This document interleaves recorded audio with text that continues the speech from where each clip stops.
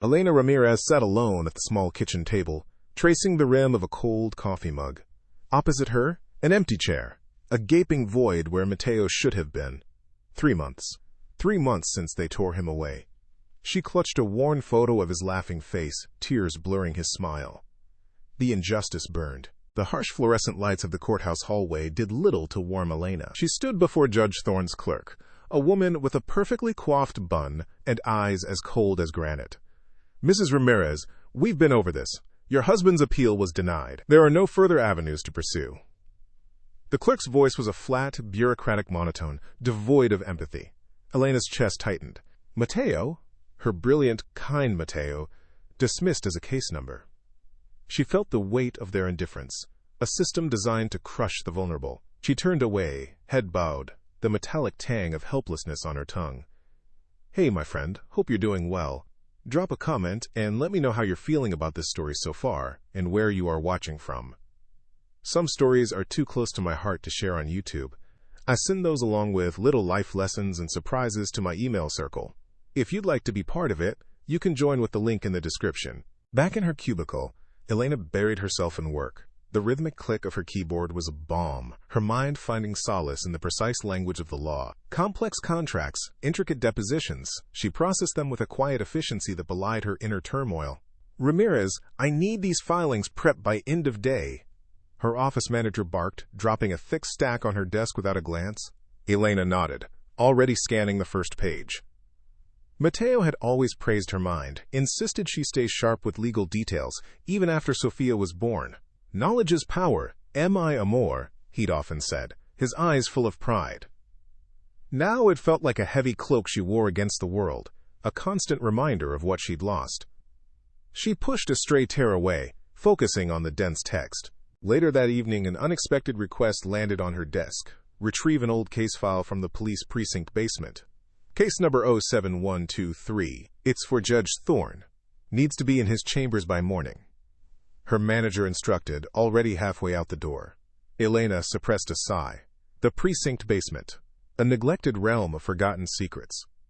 The air in the evidence locker was thick with dust and the stale scent of old paper. Weak, flickering bulbs cast long, dancing shadows over towering metal shelves, crammed with forgotten boxes and yellowed files. Officer Miller, a burly man with a bored expression, merely grunted, "Just sign the log, paralegal. Don't touch anything else." Elena shivered, a prickle of unease crawling up her spine. This place felt oppressive, like a tomb for forgotten truths. Elena's fingers brushed against the spine of case number 07123. Mateo's familiar, precise handwriting on the label sent a jolt through her. He'd worked this case years ago. As she pulled it from the shelf, a subtle anomaly caught her eye. A slight bulge, barely perceptible. Her heart hammered. A hidden compartment. With trembling hands, she pried it open. Inside, nestled among legal documents, was a small, hand-drawn map of the city's courthouse district, marked with a cryptic X. Beneath it, a single, folded note, his handwriting unmistakable. "Trust no one. This is for our future." Elena stared, shock warring with a sudden, terrifying glimmer of hope. Mateo had left her a message, and it was a warning. Elena's fingers trembled as they traced the subtle irregularities in the wallpaper near Mateo's old reading nook. A faint seam, almost imperceptible, was all the hand-drawn map had indicated. "Trank, Mateo, what secrets did you keep?" With a soft click, a small section of the wall slid inward, revealing a shallow recess. Her breath hitched. Inside, nestled amongst a few old letters, lay a leather-bound ledger. It felt heavy, weighted with unspoken truths. She pulled it out, her heart hammering against her ribs. The pages, yellowed with age, were filled with Mateo's meticulous script. Dates, amounts, code names, and then real names. Her eyes widened, scanning down the columns. "Judge Thorne," she whispered, the name a bitter taste in her mouth. The same judge who had presided over Mateo's deportation hearing, whose clerk had dismissed her so callously just hours ago. But it wasn't just him. Mayor Sterling's chief of staff, several council members, even a high-ranking police captain. The names blurred, then sharpened into sickening clarity. Each entry a transaction, a bribe, a payment for a favorable ruling, or a blind eye. A cold fury, sharp and precise, began to replace the shock. This wasn't just a ledger, it was a roadmap to the city's rotten core. The first rays of dawn crept through Elena's window, painting the apartment in shades of gray and gold. But she hadn't slept. The ledger lay open on the table, a testament to Mateo's meticulous work. Tucked beneath it, Elena found another envelope, this one addressed to her in Mateo's familiar, loving hand. Her fingers shook as she tore it open. "My dearest Elena," the letter began, "if you are reading this, then they have silenced me, at least for now. I found this ledger months ago buried in an old case file. It details a network of corruption that runs deeper than I ever imagined, reaching into every corner of the city. I tried to expose it, Elena, to gather more evidence, but they moved faster. My deportation, it wasn't random. It was retaliation. A warning. They knew I was close." Tears welled in Elena's eyes, a fresh wave of grief, but also a fierce vindication. He hadn't just been a victim, he had been a warrior. "I know this is a heavy burden, mi amor," the letter continued. "But you, with your sharp legal mind, you're the only one who can finish what I started. Use your knowledge, Elena. Use every bit of your brilliance. Protect our Sophia. This fight, it is for her future. Trust no one, Elena. Only the truth. I love you, always. Mateo." Elena clutched the letter, her vision blurring. Heartbreak mingled with an unshakable sense of purpose. Her Mateo, gone, but leaving behind a legacy, a mission. She looked at a framed photo on the table. Sophia's bright, innocent face, a beacon in the encroaching darkness. This wasn't just Mateo's fight anymore. It was theirs. It was Sophia's. Morning light now fully illuminated the apartment, but Elena felt shadows closing in. The ledger, Mateo's letter, they were heavy. Not just with paper, but with the immense danger they represented. Exposing these names, these powerful men, meant putting her own life at risk. And Sophia's. She paced her small living room, the leather-bound book a constant presence on the table. Could she just turn it over? Walk into a federal building, present this undeniable evidence? Mateo's words echoed in her mind. Trust no one. He had been an immigrant, a man who understood the system's capacity for cruelty, even against its own. If the corruption reached judges, police captains, even the mayor, how could she trust anyone? What if the authorities were just another arm of the same serpent? A small voice from the next room cut through her thoughts. "Mama, is Papa coming home today?" Sophia. Her daughter, whose biggest worry was whether her missing father would return for story time. Elena's chest tightened. She couldn't fail Sophia. She couldn't let these corrupt men win. Not after what they'd done to Mateo. Not after what they threatened to do to anyone who challenged them. The fear was still there, a cold knot in her stomach, but beneath it, a steel resolve began to harden. She would act. She would not just react. Elena found Detective Anya Sharma in a bustling coffee shop, a neutral zone amidst the city's chaos. Anya, a former colleague of Mateo's, possessed an integrity that shone through the precinct's grime. She looked tired, her eyes scanning the room even as she spoke in hushed tones. "Mateo was a good man, Elena," Anya said, her voice gravelly. "Too good for this city, maybe." Elena discreetly slid the cryptic map across the table. Anya's eyes narrowed as she studied it, a flicker of understanding crossing her face. "He mentioned he was working on something big, something dangerous." Elena nodded, a silent confirmation. "The system is rotten, Elena, from the top down. Internal affairs, they're too compromised or too scared. You go to them prematurely, and this disappears, and so do you." Anya's gaze was firm, a warning and a promise. Elena knew instinctively that Anya was an ally, but one who understood the razor-thin line they walked. They exchanged a knowing, grim look. Caution. Always caution.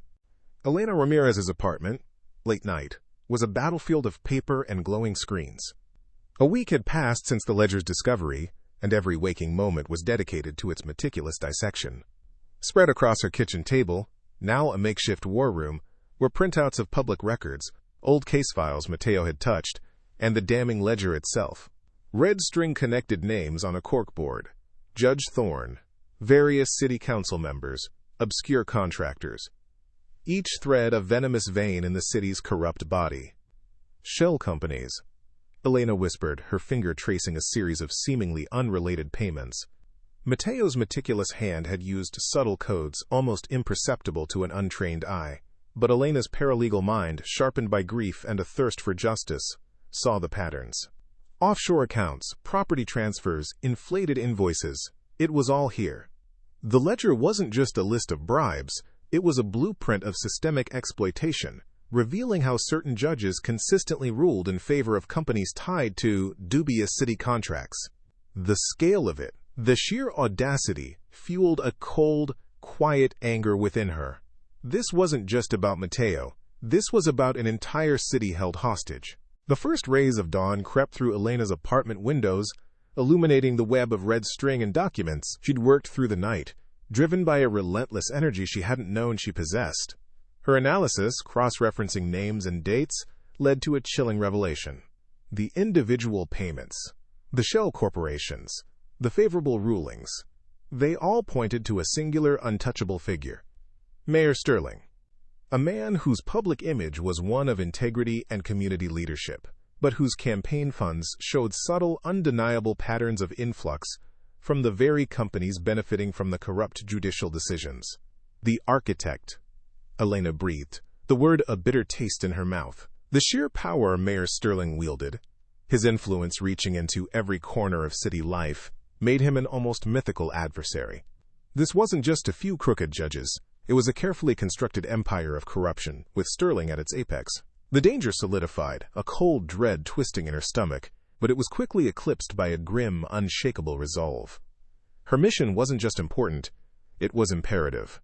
The fluorescent hum of the public library offered a stark contrast to the quiet intensity of Elena's apartment. She sat at a secluded computer terminal, her face reflected in the screen, a mask of focused calm.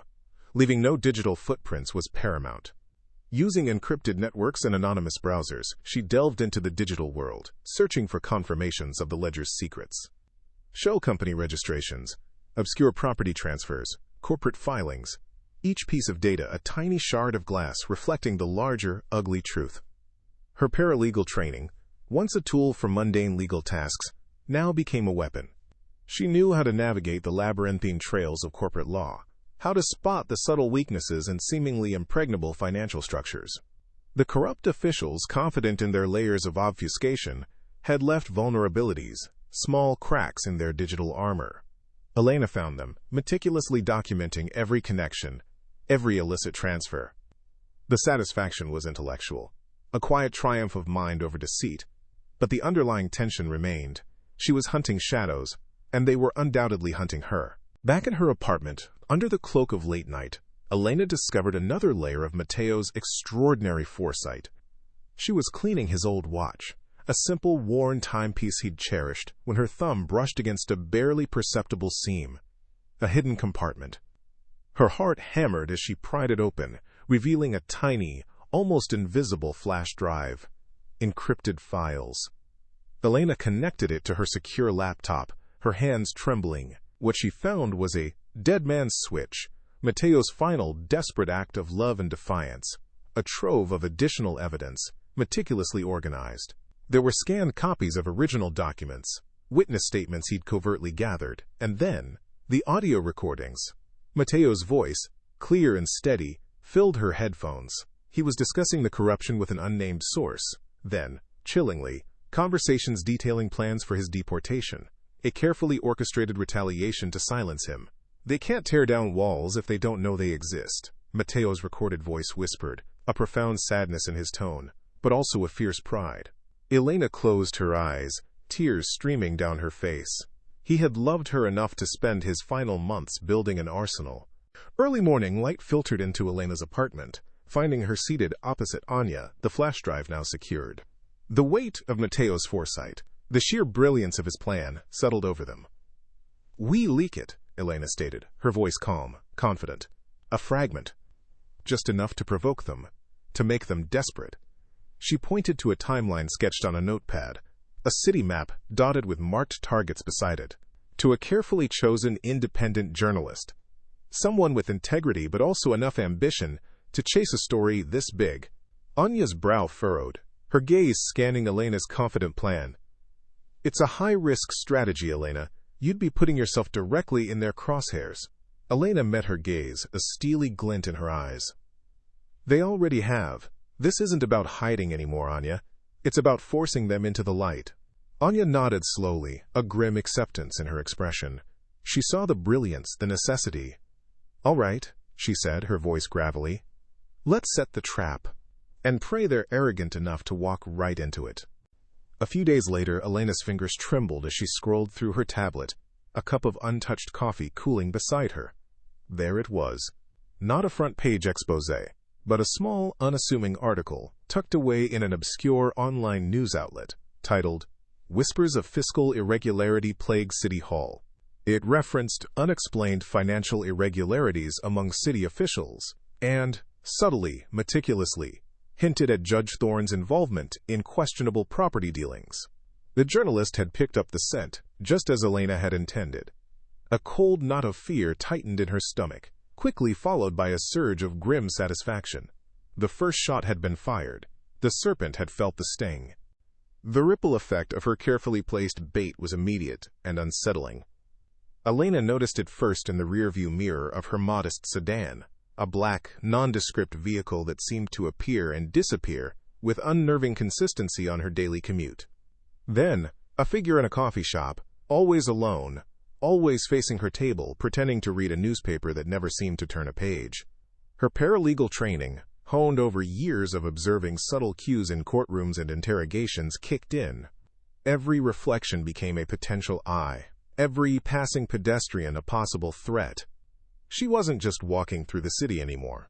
She was navigating a minefield, her senses hyper-alert, the constant hum of paranoia a new, unwelcome companion. They knew.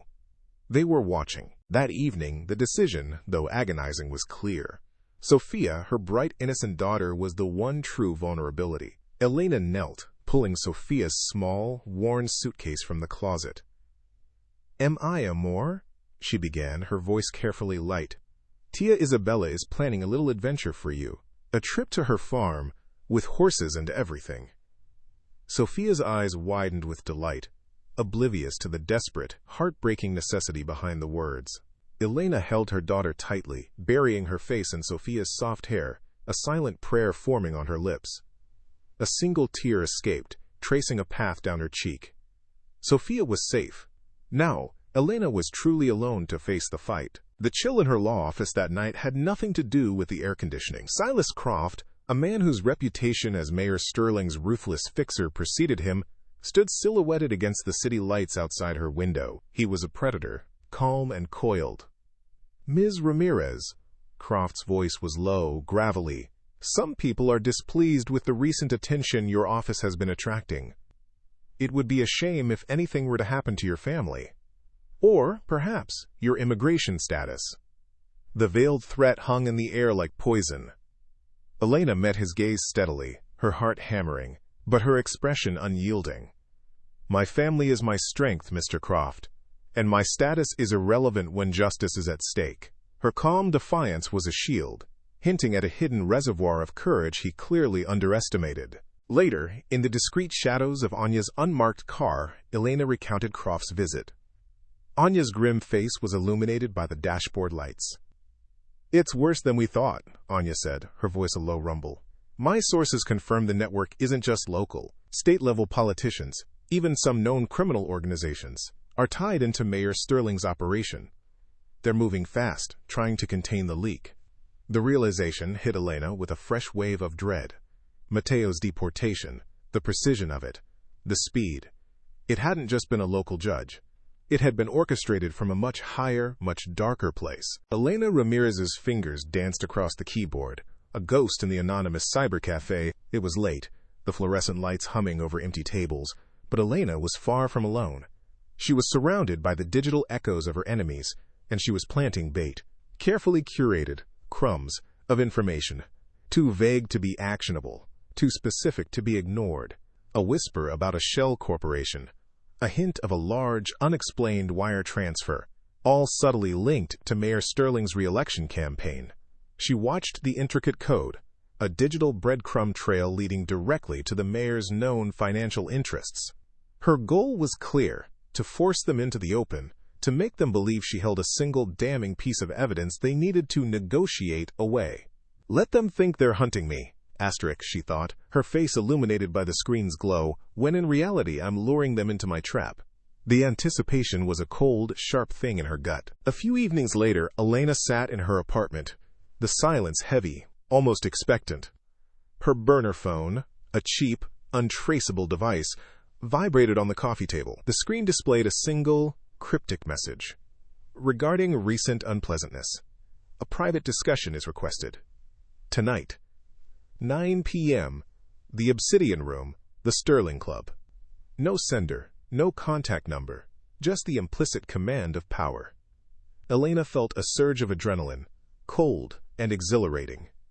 The Obsidian Room, a notorious den where the city's elite conducted their shadowed affairs. Mayor Sterling and Judge Thorne would be there, flanked by their enforcers, ready to intimidate.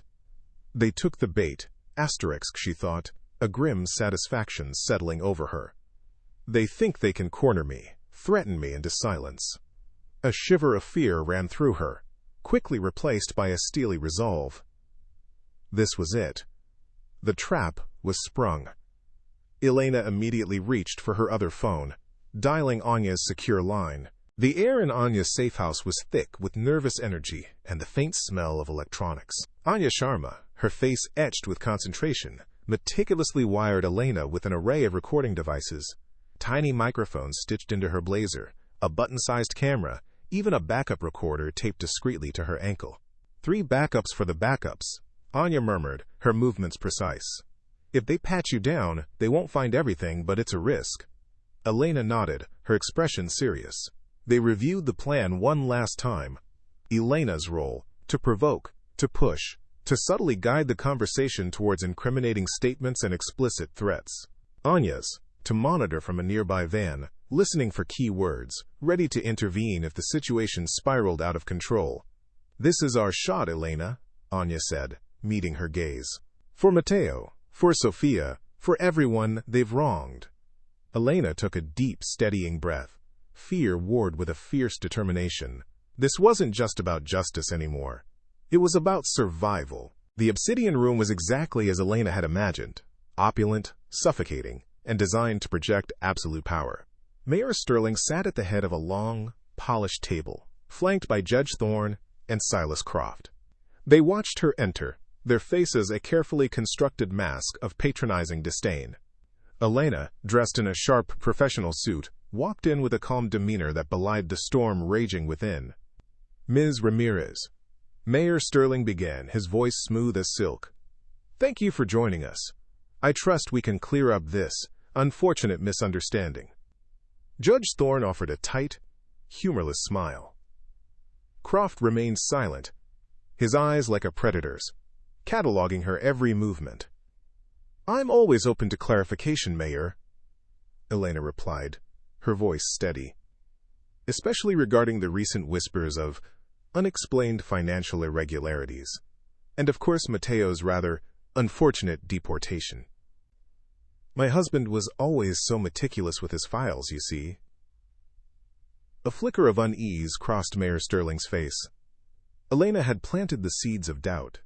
Now she would watch them bloom. The conversation grew colder, sharper. Elena, feigning a paralegal's naivete, mentioned Mateo's ledger, a small, dusty book she'd found, full of strange numbers and names. Mayor Sterling's controlled facade finally cracked.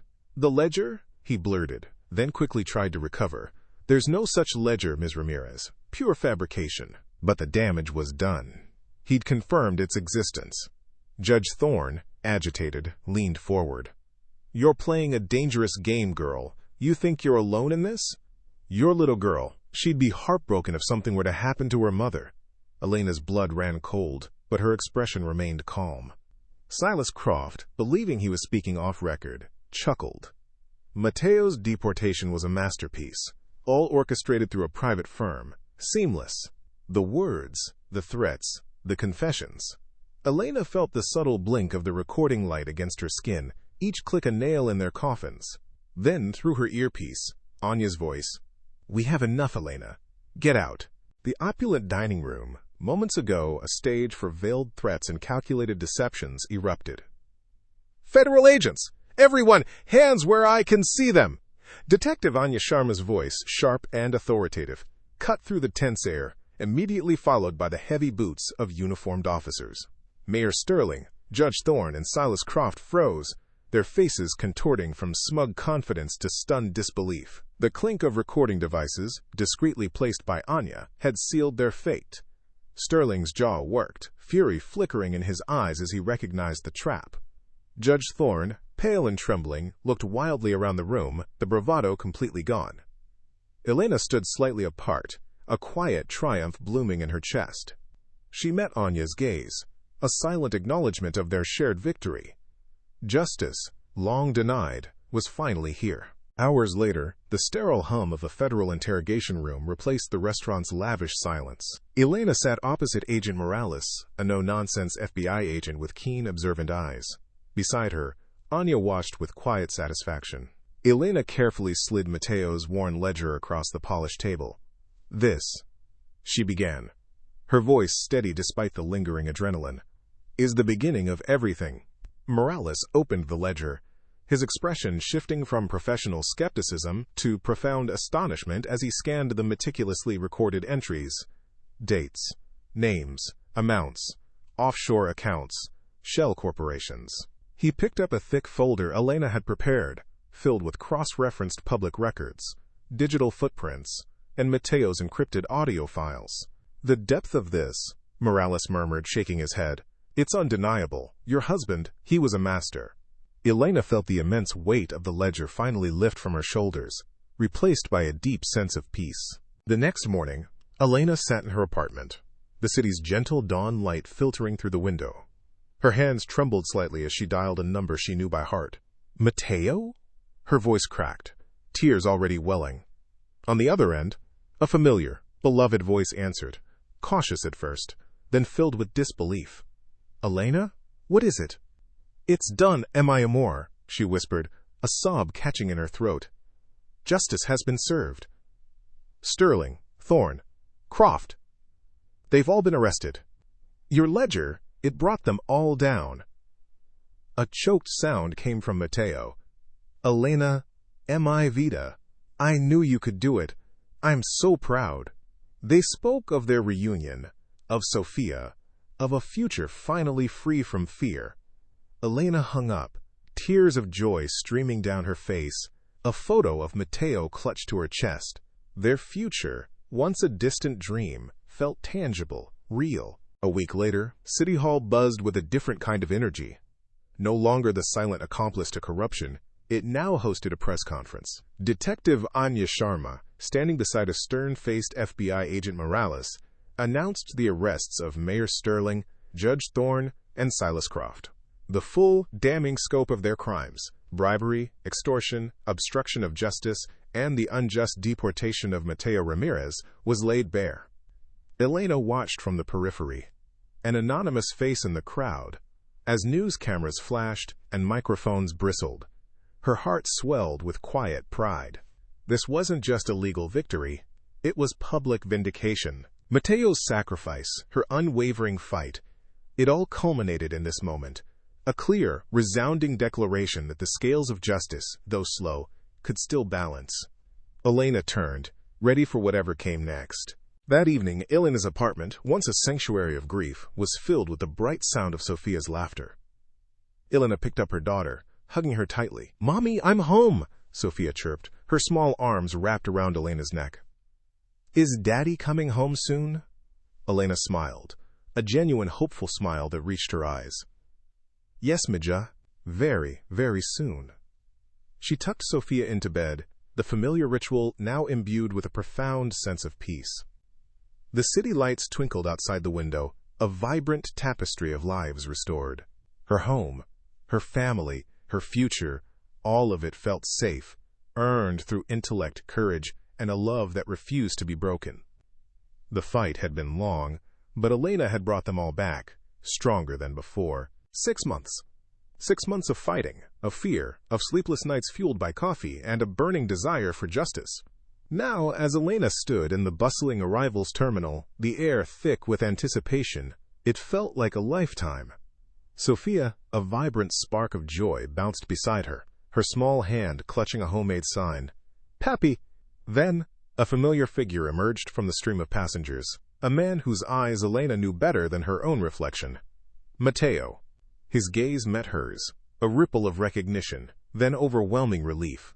Time collapsed. He moved towards them, a hesitant smile breaking through the exhaustion etched on his face. Elena didn't wait. She pulled Sophia forward, and they met him in a fierce embrace, a circle of love sealing them against the world. Tears streamed down Elena's face, not of sorrow, but of pure, unadulterated joy. Sophia, nestled between them, giggled, her small arms wrapped tightly around her father. "Papi, you're really here." Mateo's voice, rough with emotion, whispered against Elena's hair. "My brave Elena, my strong Sophia, you saved us, you saved everything." He held them tighter, a silent promise of a future finally free from fear. The scent of freshly brewed coffee and old paper filled Elena's new office. It was modest, a single room on the second floor of a community building, but it hummed with purpose. Ramirez Legal Services, Immigration and Civil Rights. Elena traced the lettering on the frosted glass door, a quiet pride blooming in her chest. Mateo sat opposite her, his familiar, focused intensity bent over a stack of forms. His experience as an immigrant, combined with his natural empathy, made him an invaluable asset. "This Maria Rodriguez case?" he mused, looking up. Her husband was also deported on trumped-up charges. "It's almost too similar." Elena nodded, a grim set to her jaw. "Which is why we take it pro bono. We fight for her the way we fought for you." On the wall, in a place of honor, hung Mateo's ledger, now framed, not as a trophy, but as a stark, ever-present reminder of the battles fought and the justice still needed in a world too often shadowed by corruption. The late afternoon sun slanted through the office window, bathing the framed ledger in a golden glow. A soft knock. Detective Anya Sharma stepped in, a rare, relaxed smile on her face. "Elena." "Mateo, good to see you both thriving." She shook their hands, her gaze lingering on the ledger. The ripple effect of that little book is still shaking the city. More arrests last week. State-level corruption exposed. Systemic reforms are actually happening. Anya's voice held a note of weary satisfaction. "You, Elena, you're a hero. You didn't just expose a few bad apples. You blew up the orchard." Elena, ever humble, demurred. "We just finished what Mateo started." Anya's eyes met hers, serious. "No, you led the charge. You outsmarted them, and you did it with integrity. That's rare." They shared a moment of silent understanding, acknowledging the ongoing struggle. The corrupt might be jailed, but the whispers of injustice would always linger, demanding vigilance. The city park, a symphony of children's laughter and rustling leaves, felt like a sanctuary. Sophia, a blur of pink, chased pigeons, her joy unburdened. Elena and Mateo sat on a bench, hands intertwined, watching her. "She asks less about why you were gone now," Elena whispered, her voice thick with emotion. Mateo squeezed her hand. "Because you showed her that monsters can be beaten, and that promises are kept." He looked at Sophia, then back at Elena, his eyes full of profound gratitude. "I keep thinking about her future, Elena. No more looking over her shoulder, no more fear of a knock on the door." Elena leaned her head on his shoulder. "That's what we fought for. A simple, beautiful life where she can just be." A quiet moment of reflection, a silent testament to the strength that had brought them through the darkness. Late night. Sophia was asleep, Mateo still poring over case files. Elena sat at her desk, the soft glow of her computer screen illuminating her face. An anonymous email landed in her inbox. The subject line, HELP. My family is next. Elena's heart gave a familiar lurch. The message was brief, vague, but the desperation was clear.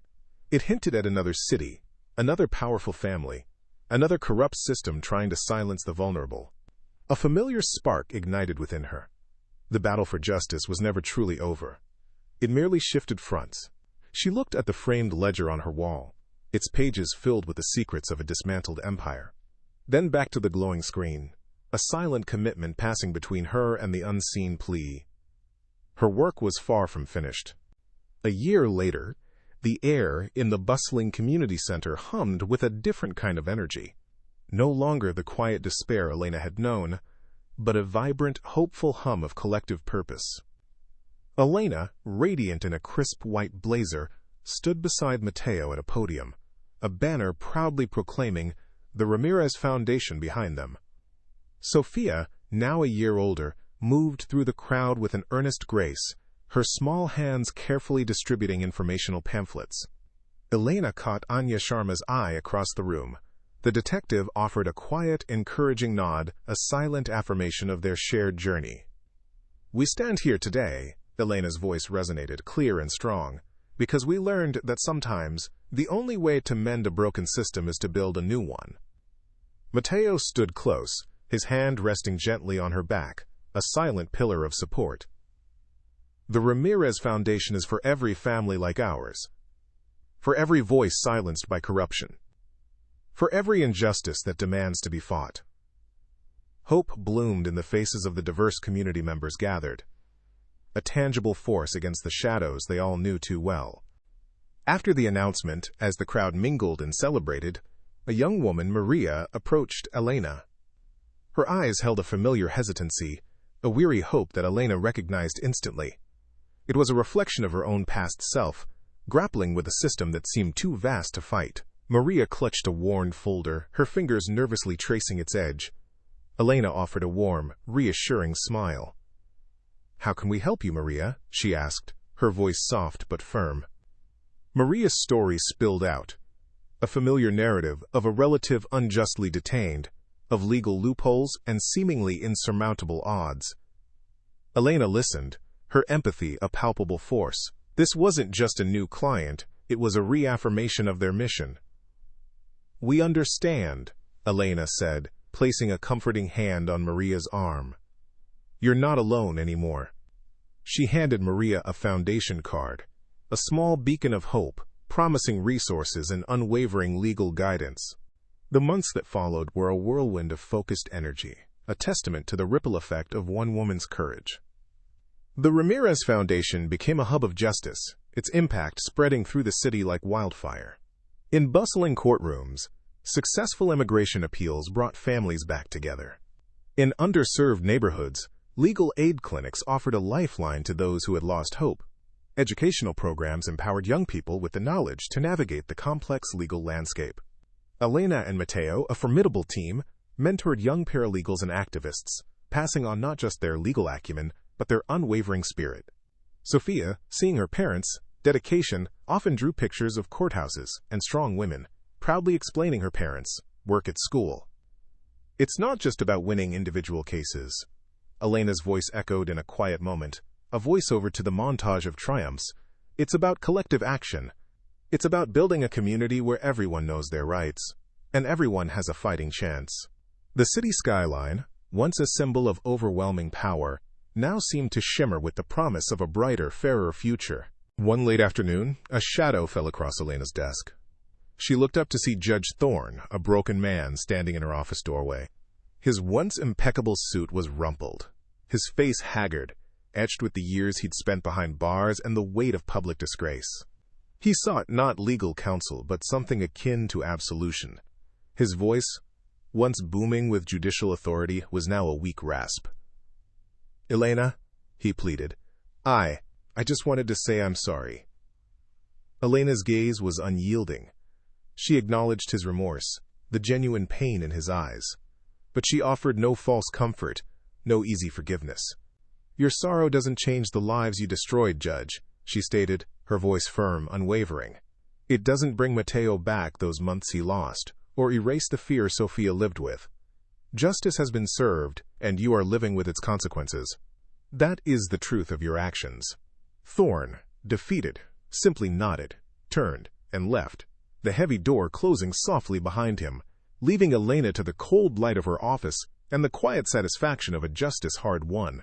Later that night, with Sophia asleep in her room, Elena and Mateo sat together in their apartment, the city lights twinkling outside their window. The battle they had fought was over, but the war, they knew, was ongoing.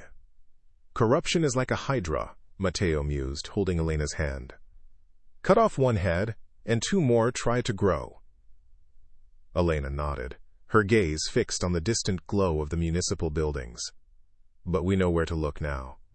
We know the subtle whispers, the quiet resurfacing. Their hands intertwined, a silent pact. They were no longer just a paralegal and her deported husband. They were protectors, advocates, guardians of a fragile justice.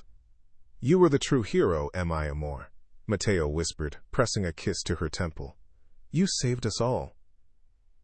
Elena leaned into him, a quiet determination settling deep in her soul. The fight was far from over, but with Mateo by her side and Sophia sleeping peacefully, they were ready for whatever came next.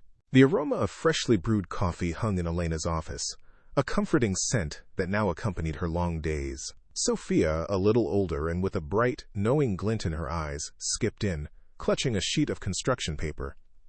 Look, Mommy, she announced, holding up a vibrant drawing. It depicted a strong woman with long, dark hair, unmistakably Elena, standing tall before a towering courthouse. In one hand, she held a small, dark book, the ledger. In the other, she held a child's hand, a tiny figure with Sophia's own curly hair.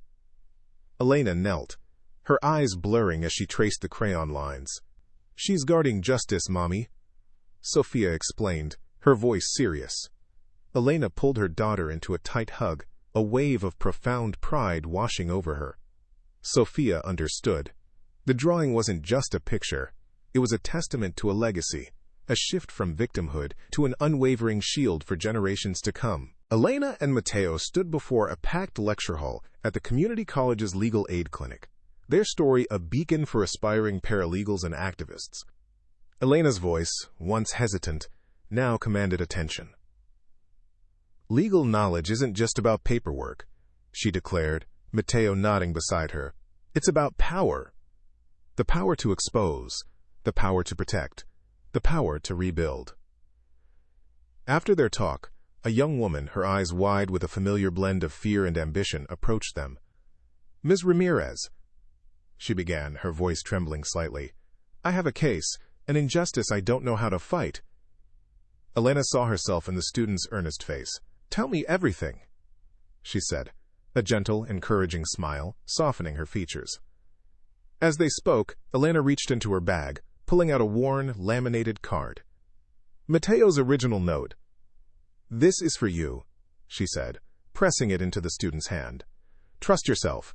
You're stronger than you know. Weeks later, Elena found herself in a bustling diner, the clatter of plates and the murmur of conversation a familiar symphony. She sat at a corner booth, dressed in a sharp business suit, a stark contrast to the worn uniform she once wore. Her eyes found a young waitress, no older than 20, juggling 3 tables with a weary grace. A baby carrier, discreetly tucked behind the counter, confirmed Elena's suspicion.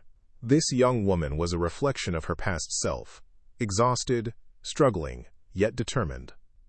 Elena watched her for a moment, remembering the desperation that had once defined her own days. When the waitress finally brought her check, Elena left a generous tip, far more than the bill.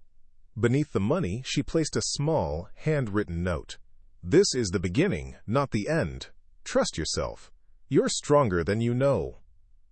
As Elena walked away, she glanced back through the diner window. The waitress picked up the money, then the note. A spark, tiny but undeniable, ignited in her tired eyes. Somewhere, another story was about to begin.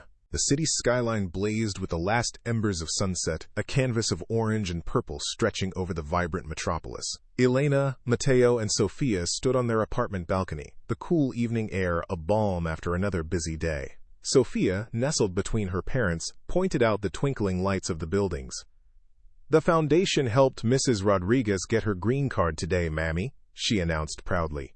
Mateo squeezed Elena's hand. You built more than a foundation, mi amor. You built hope. Elena looked out at the city, a quiet power radiating from her.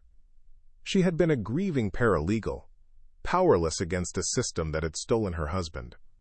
Now, she was a force, a protector, a symbol that intellect and unwavering resolve could dismantle even the most entrenched corruption.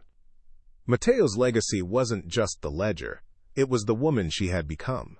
Elena Ramirez's journey reminds us that the most ordinary people are capable of the most extraordinary things.